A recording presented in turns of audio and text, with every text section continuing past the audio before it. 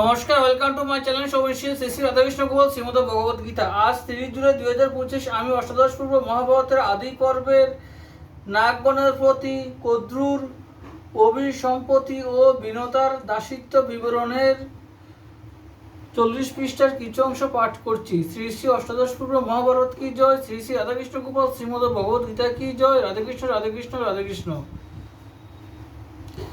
বিনতার সহ আমি করিয়াছি পণ, হারিলে হইব দাসী না হয় খণ্ডন। এত শুনি নাগগণ বিরস বদন, মায়ের চরণে তবে করে নিবেদন।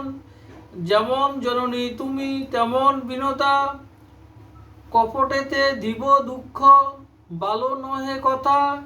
শুনিয়া কুপিল কদ্রু দিল সাপ বাণী, জন্মেজয় যজ্ঞে ভস্ম হইবে সব ফণি।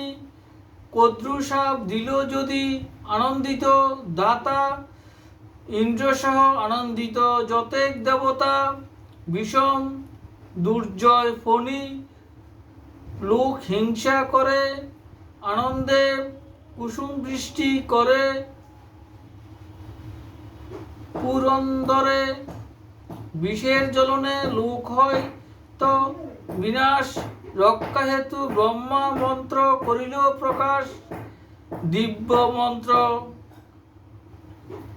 গারুড়িক দিল কশ্যপেরে, কশ্যপ হইতে প্রচারিল